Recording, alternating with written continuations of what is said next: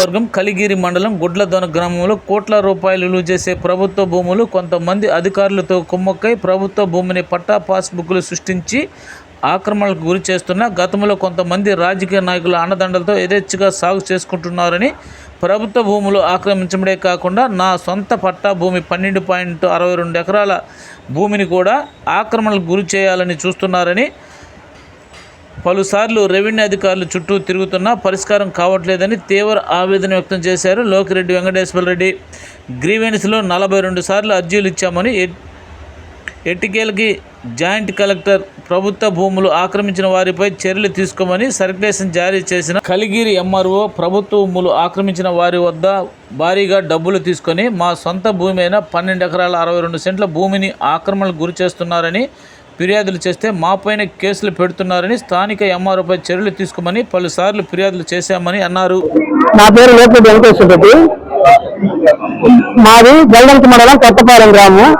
మాకు కలిగిరి మండలం గుడివాన రెవెన్యూ పరిధిలో 12 ఎకరాల 2 సెంట్లు 103/3 2 సెంట్లు 104/1లో 10 ఎకరాల 10 సెంట్లు మొత్తం 12 ఎకరాల 2 సెంట్లు పట్టా భూమి గత 75వ సంవత్సరం నుంచి ఇప్పటికి మా స్వాధీన హక్కు అనుభవంలో ఉన్నది. దానికి సంబంధించిన రిజిస్టర్ డాక్యుమెంట్లు కానీ, పట్టాదారు పాస్ పుస్తకాలు కానీ, అడవులు కానీ మొత్తం ఇప్పటికి మా రెవెన్యూ రికార్డు పక్కన అన్ని మాకే ఉన్నాయి. కానీ మా పొలం పక్కనే అసైన్మెంట్ ల్యాండ్ 8 ఎకరాల అసైన్మెంట్ ల్యాండ్ ఉంది. దానికి సంబంధించి 103/2 103/4 104/2 ఉన్న పొలాన్ని అక్కడ కొంతమంది భూ ఆక్రమదారులు వాటికి నకిలీ పాస్ పుస్తకాలు ఎంఆర్ఓ రెవెన్యూ అధికారులకు సంబంధించిన సీల్స్ అన్ని తయారు చేసి వాళ్ళ పేరు మీద నకిలీ పాస్ పుస్తకాలు తయారు చేసుకొని ఆ పొలాన్ని ఆక్యుపై చేసుకొని సంబంధిత అధికారులు కడిగిపోయి, సరే ఈ విధంగా మేము నకిలీ పాస్ పుస్తకాలు తయారు చేసుకున్నాం. ఈ భూమికి మా పొలంలో ఈ భూమికి మా అరణ్యంలో మా పేర్లు నమోదు చేయమంటే అప్పుడు తహసీల్దార్ కూడా వాళ్ళ పేరు నమోదు చేయడం జరిగింది. తర్వాత దాన్ని వాళ్ళు ఆక్యుపై చేసుకొని చేసుకుంటా ఉన్నారు. తర్వాత మాది 12 ఎకరాల 62 సెంట్లు పక్కనే కాబట్టి మా పొలం మీద వారికి తల్లిపడింది.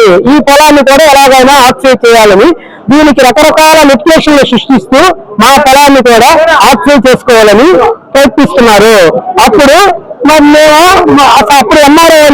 ఎంఆర్ఓతో సంప్రదించగా అప్పుడు ఎంఆర్ఓ గారు సర్వే చేపించి ఇద్దరిని పిలిచి సర్వే సమక్షంలో అయ్యా మీరు చేసుకునేది గవర్నమెంట్ ల్యాండ్, వాళ్ళు పట్టా ల్యాండ్, వాళ్ళ రిజిస్టర్ డాక్యుమెంట్లు అన్ని ఉన్నాయి, మీరు మాత్రము వాళ్ళ పేరుకి పోబాకండి. ఇది గత ఎంఆర్ఓ రెవెన్యూ అధికారులు మీ పేరు మీద అవి చేశారు కాబట్టి నేను కూడా ఇప్పుడు దాన్ని అంత వేలుకు పోదలుచుకోలేదు, వాళ్ళ పేరుకైతే మీరు పోబాకండి అని చెప్పి సర్వే సమక్షంలో ఎంఆర్ఓ సమక్షంలో కూడా మాకు మేము పోను అని చెప్పి కూడా వాళ్ళు రాయించారు. ఫస్ట్ పంటకి బాగానే ఉన్నది, 2వ పంటకు మాత్రం మళ్ళీ వచ్చారు. అప్పుడు మళ్ళీ మేము ఎంఆర్ఓని సంప్రదించగా ఎంఆర్ఓ వచ్చేసి భూమికి సంబంధించిన మొత్తం రిపోర్ట్ అంతా జేసీ గారికి నివేదించారు. జేసీ గారు ఏంటంటే వాళ్ళని మనం జేసీ గారు రెవెన్యూ కోర్టు ప్యాకప్ చేసి 2022 దాకా జరుగుతుంది. మాకు 2022 దాకా జరుగుతా ఉన్నది. అప్పుడు వాళ్ళు ఐదు ఉపయోగించి జేసీ గారి కోర్టు ఆర్డర్ మీద జేసీ గారు ఇంకా ఆర్డర్ ఇస్తే దాన్ని తాగు వస్తే దాన్ని నెట్టుకుంటూ వస్తూ ఉన్నారు ఇబ్బంది పెడుతూ. అప్పుడు నేను హైకోర్టుకి వెళ్ళి సార్ ఇది బాగా లిటిగేట్స్ మమ్మల్ని మా పట్టా భూమిని ఇబ్బంది పడుతున్నారు, పక్కన అసైన్మెంట్ గవర్నమెంట్ ల్యాండ్ చేసుకునేవాళ్ళు, మాకు దీంట్లో ఎంత రిలీఫ్ కావాలి, జేసీ గారు 2016 నుంచి ఇప్పటికీ దాన్ని విచారిస్తాంటే దాని మీద ఉత్తర్వులు ఇవ్వలేదంటే హైకోర్టు వారు జేసీ గారికి 3 months లోపల దీన్ని ఉత్తర్వులు ఇవ్వండి దీని మీద అని చెప్పి జేసీ గారికి ఆర్డర్ ఇస్తే అప్పుడు 30/12/2022 తేదీన జేసీ గారు క్లియర్ గా మా పట్టా పొలం విషయం కానీ గవర్నమెంట్ పొలం విషయం కానీ క్లియర్ గా ఉత్తర్వులు ఇచ్చింది. ఆ ఉత్తర్వుల్లో వాళ్ళు నకిలీ పాస్ బుక్ అది అసలు పట్టా పొలంలో కాదు గవర్నమెంట్ పొలం వాళ్ళు చేసుకున్నారు కాబట్టి వాళ్ళ మీద చర్యలు తీసుకుంటూ వాళ్ళ పొలాన్ని స్వాధీనం చేసుకోమని ఎంఆర్ఓ గారు క్లియర్ గా ఉత్తర్వులు ఇచ్చారు. నా పొలాన్ని అప్పటికే వాళ్ళు లిటిగేషన్ పెట్టి కోర్టులో వేస్తున్నారు కాబట్టి అది కోర్టులో జరుగుతుంది కాబట్టి మా పట్టా పొలం కోర్టులో క్లియర్ అయ్యేంత వరకు, కోర్టు ఆర్డర్ వచ్చేంత వరకు యథాస్థితిని సాగస్పాట్లో ఉంటుంది, ఈ పోలికి పోబాకమని క్లియర్ గా ఎంఆర్ఓ ఇచ్చారు ఆర్డర్. ఇస్తే దాన్ని ఇంతవరకు ఇచ్చిన ఆర్డర్ ని ఇంతవరకు ఇంప్లిమెంట్ చేయలేదు ఎంఆర్ఓ వాళ్ళు 5 ఉపయోగించి ఇంతవరకు చేయలేదు. కానీ తర్వాత నేను దీన్ని మళ్ళీ కలెక్టర్ దృష్టికి ఎంఆర్ఓ ముఖ్యమంత్రులు మొత్తం అందరికీ దృష్టికి తీసుకోబోతా ప్రెస్ మీట్లు పెడితే అది బాగా కొంచెం ఇదే మన ప్రెజర్ వచ్చిన తర్వాత లేటెస్ట్ గా 17వ తేదీ 4వ నెల 2026 తేదీ మళ్ళీ వారి మీద మళ్ళీ ఫ్రెష్ గా ఆర్డర్ ఇవ్వడం జరిగింది. జేసీ గారు మళ్ళీ సార్ ఇచ్చారు, అయిపోయింది ఇచ్చారు, కానీ దాని గారు ఇంప్లిమెంట్ ఏం చేయలేదు. కానీ ఇంప్లిమెంట్ చేసినట్టుగా ఎంఆర్ఓ గారు వీళ్ళకి రిపోర్ట్ ఇచ్చి పెడతారు, ఇంప్లిమెంట్ చేసాం సార్, అయిపోయింది సార్, సౌకర్యం చేసుకున్నాం సార్, బోర్డులు పెట్టేశారు సార్, దాంట్లో అది సార్ ఇస్తారు అంటే కదా అదేమి అక్కడ జరిగేది ఒకటి ఇక్కడ చూసేది ఒకటి. కానీ దాని విషయాన్ని మనం ఆ ఆర్డర్లోనే రాస్తున్నారు క్లియర్ గా జేసీ గారు, మీరు కానీ ఇంప్లిమెంట్ చేయకపోతే మీరు ముందు క్రమశిక్షణ చర్యలు తీసుకుంటామని కూడా దాంట్లో రాస్తున్నారు. నాకు ఆ జేసీ గారి ఆర్డర్ ఇంప్లిమెంట్ చేస్తూ వాళ్ళు స్వాధీనం వాళ్ళ భూమి ఆ గవర్నమెంట్ ల్యాండ్ జేసీ గారి ఆర్డర్ ప్రకారం స్వాధీనం చేసుకుంటూ వాళ్ళు మమ్మల్ని ఇబ్బంది పెట్టకుండా జేసీ గారి కలెక్టర్ గారు అది కావల కోర్టులో ఉంది కాబట్టి కోర్టులో ఆర్డర్ వచ్చేంత వరకు మా పొజిషన్ డిస్టర్బ్ చేయకుండా నేను ఆర్డర్ తెచ్చుకోవాలి కాబట్టి నన్ను ఇబ్బంది పెట్టకుండా నాకు రిలీఫ్ ఏంటి సరిపోతుంది. ఇప్పటికి 42సారి మేము కలెక్టర్ ఇప్పుడు ఈసారి వచ్చిన తర్వాత కాబట్టి 42సారి ఈ రోజు ఎంఆర్ఓ ఆఫీస్కి ఈ ఎంఆర్ఓ వచ్చిన తర్వాత కనీసం 64 సార్లు పోయినాను, ఎస్పీ ఆఫీస్కి ఒక 24 సార్లు పోయినాను. ఎంఆర్ఓ ఏమంటుందంటే మీరు కానీ మా ఆఫీస్కి తెలిస్తే ఈ మీద క్రిమినల్ కేసులు పెడతామంటాడు. ఇప్పుడు ఎంఆర్ఓ గిరీష్ క్రిమినల్ కేసు పెడతామంటే నువ్వు ప్రతిసారి నన్ను వచ్చి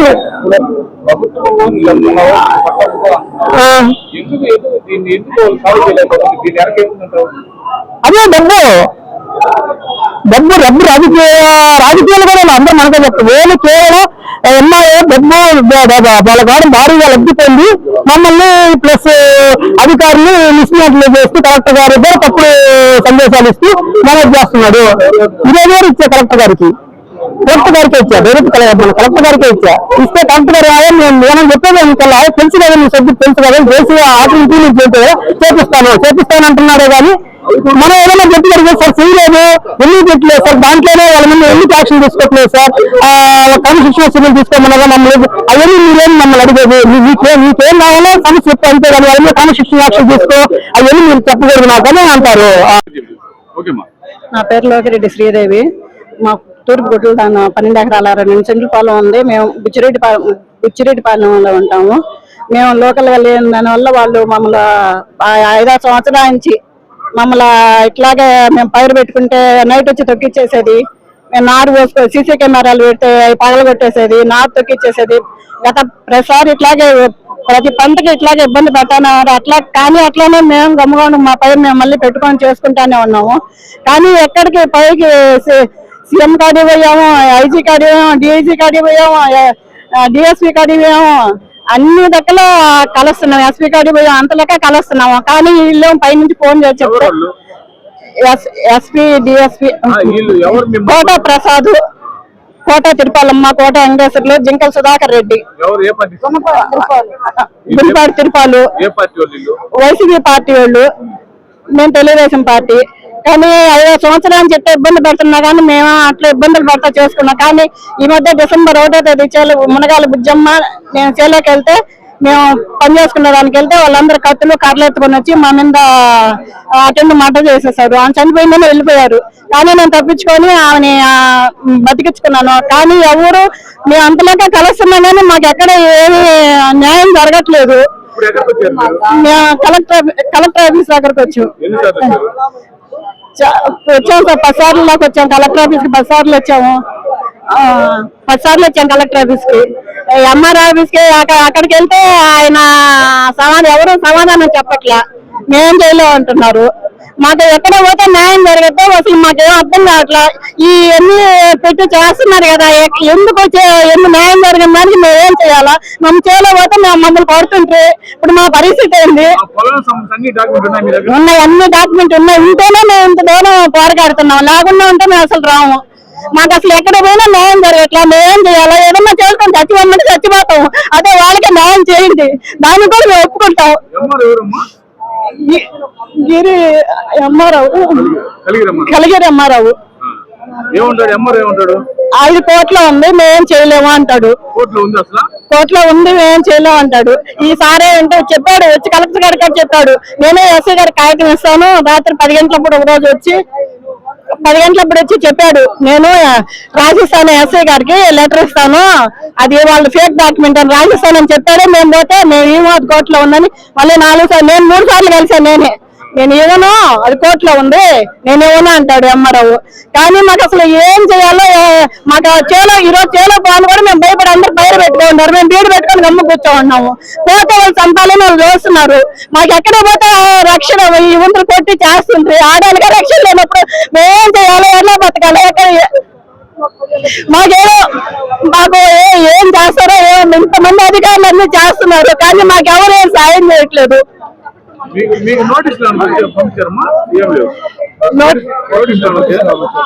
నోటీసులు చంద్రబాబు గారికి పంపించాము, ఇచ్చాము. చంద్రబాబు అనేది పర్సనల్ గా 2 సార్లు మొన్న ఇటీవల 2 సార్లు తెచ్చాము. ఇస్తే ఇక్కడ పంపిస్తే చేస్తారు పంపంటారు, ఇక్కడ మటుకు అసలు పట్టించుకోరు. ఇక్కడ నుంచి కావాలి పంపిస్తున్నారు, ఇంక పోండి అని చెప్పేస్తారు. వాళ్ళు పిలిచి చేయాలి కాబట్టి పిలిపిస్తారు, చేస్తాం పోండి అంతే, ఇదే చెప్తున్నారు. మా పొలం మేము చేసుకోవాలా, మాకు రక్షణ కావాలా, మమ్మల్ని వాళ్ళు కొట్టాలని చూస్తున్నారు, మేము భయపడుతున్నాము. మాకు రక్షణ కావాలా, వాళ్ళు మా చేలోకి రాకుండా మమ్మల్ని ఇబ్బంది పెట్టకుండా ఉండాలా. 2 సంవత్సరం మొన్న పంట పండించా, మళ్ళీ ఇప్పుడు ఎండాకాలం పైరు పెట్టి మళ్ళీ పండించా. నేనుండేది లింగాలపాటిలో, మా తమ్ముడు మా కూతురు నుంచుండ, ఇవి వదిన మద్దలు. వాళ్ళు వచ్చి చేయలేరు, పొలం చేసేది నేను చేస్తుంటే 2 సంవత్సరాల నుంచి ఇప్పుడు నేను చేస్తున్నా. అంత ముందు 35 సంవత్సరాల నుంచి కూడా మేమే ఉన్నాం ఫీల్డ్ లో, చేస్తానే ఉండా. వాళ్ళు ఎన్నెన్నో ఇబ్బందులు పెట్టి 10 రూపాయలు ఉన్న వాళ్ళం మేము పెట్టుకొని చేస్తానే ఉండా, బాగుంటున్నా గాని. ఆయన కోట వెంకటేశ్వర్లో కొట్టింది. వాళ్ళు మేము పోయేసరికి నాటుతుండేకే వెళ్ళిపోమన్నాం. వాళ్ళ ఇంటికి వాళ్ళు ఏమో వెళ్ళిపోయారు. నైట్ ఆమె వెళ్ళిపోయి వాళ్ళ ఆవిడ మనిషి ఆడుండి వాళ్ళని పిలిచింది. వాళ్ళ కొడుకు ఆయన వెంకటేశ్వర్లు, ప్రసాద్, వాడు గుణపాటి తిరుపాలు, ఆమె కోట తిరుపాలమ్మ, నలుగురు వచ్చి ఈమెమో చెల్లి తీసుకొని వెళ్ళింది. నేను వెళ్ళలేక అది ఒక కాలు బొబ్బ వచ్చింది, పడిపోయినా, కొట్టేశాను. కాలు ఆపరేషన్ చేస్తుంది, నేను వెళ్ళలేను. వచ్చి టమాను కొట్టేసాలకు నాకు తెలియకుండా పడిపోయినా. కాలుతో తన్నారు, ఇక్కడ నడువుల మీద కొట్టారు. పెట్టాం సార్, ఏం అసలుకి చూపించా వీడియో కలవ సార్, సాగుబతుల్లో ఉన్నాం సార్, మమ్మల్ని కాపాడండి సార్. అప్పుడు ఊళ్ళో వాళ్ళకి పెద్ద మనుషులు చేస్తే అప్పుడు వాళ్ళు వచ్చి కార్లో తీసుకొని పోయారండి సార్. నాకు ఆంబులెన్స్ లో ఎక్కేదాకా తెలియదు సార్. నాకు అసలు అన్నం టిఫిన్ ఎత్తుకోపోతే అన్నం అన్ని తొక్కిచ్చేసాను. ఇప్పుడు కూడా అట్లా ఉండే, నెల అయింది ఈ రోజుకి. రేపు సోమవారానికి 21 రోజు అవుద్ది. అయినా 21 రోజు, రేపు యాటికి 21వ తేదీ. ఈ రోజుకి ఇంతవరకు మా కాడికి వచ్చి అవ్వరు ఏం జరిగింది అన్నోళ్ళు కూడా లేరు సార్. ఎందుకో మమ్మల్ని ఇటు పరిశీలిస్తున్నారు, ఏమి అన్యాయం, ఇదేమి ఎస్పీ అనేది ఎందుకు, ఎమ్మెల్యే అనేది ఎందుకు సార్ న్యాయం చేయడానికి?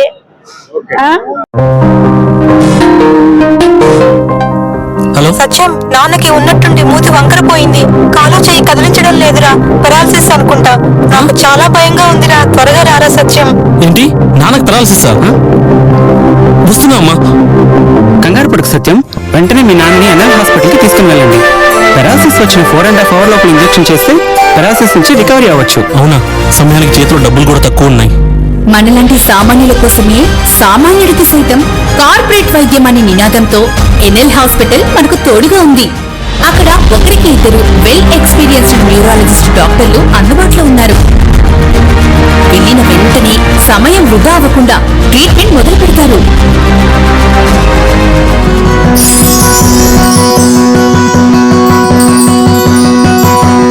మనలాంటి సామాన్యులకు ఎటువంటి మెదడు మరియు నరాల సమస్యలకైనా కార్పొరేట్ స్థాయి వైద్యాన్ని అతి తక్కువ ఖర్చుకి అందిస్తుంది మన ఎన్ఎల్ హాస్పిటల్. ఎనలేని అనుబంధం. NL hospitals, opposite water tank, Magunta road, near Annamayya circle, Nellore.